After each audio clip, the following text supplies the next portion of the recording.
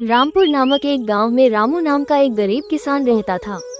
रामू मेहनती था, परंतु उसके पास बहुत थोड़ी सी जमीन थी। उस जमीन से जितनी फसल होती वो उसके परिवार का पेट भरने के लिए भी मुश्किल से ही पूरी पड़ती थी।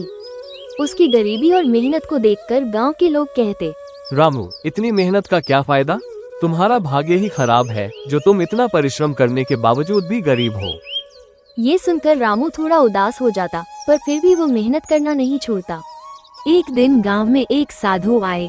गांव के लोग उनकी बातें बड़े ध्यान से सुनते थे और उन्हें बहुत मानते थे। रामू भी उनके पास गया और अपनी गरीबी और मेहनत की कहानी सुनाई।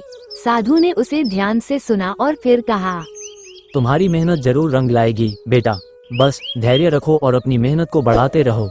कभी कभी हमारी मेहनत के फल का समय आना थोड़ा देर से होता है, परंतु मेहनत का फल निश्चित रूप से मिलता है। रामू को साधु की बात से थोड़ी हिम्मत मिली और वह और भी मेहनत से खेती में जुट गया। दिन रात मेहनत करता, खेतों में घंटों समय बिताता। समय बीतता गया, लेकिन रामू की स्थिति में कोई खास बदलाव नहीं आया। फिर भी रामू ने अपने परिश्रम को कभी कम नहीं होने दिया। एक दिन जब रामू अपने खेत में हल चला रहा था, तभी अचानक हल किसी कठोर चीज से टकराया। उसने हल को जमीन से निकाला और देखा कि वहाँ कुछ चमक रहा है। उसने मिट्टी को हटाया तो एक पुरानी धातु की हांडी निकली। उसने हांडी को खोला तो उसकी आंखें चमक उठी। हांडी में सोने की मोहरें भरी हुई थीं। रामू को अपने भाग्य पर यकीन नहीं हो रहा था। उसने साधु बाबा की बात को याद किया कि मेहनत का फल अवश्य मिलता है। रामू ने उन सोने की मोहरों से थोड़ी जमीन और खरीदी और बेहतर बीज और साधन जुटाए।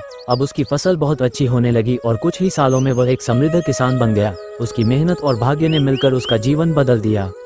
इस घटना के बाद गांव के लोग भी उसकी तारीफ करने लगे और कहने लगे, देखो, मेहनत का फल मिलता ही है, बस धैर्य रखना जरूरी है।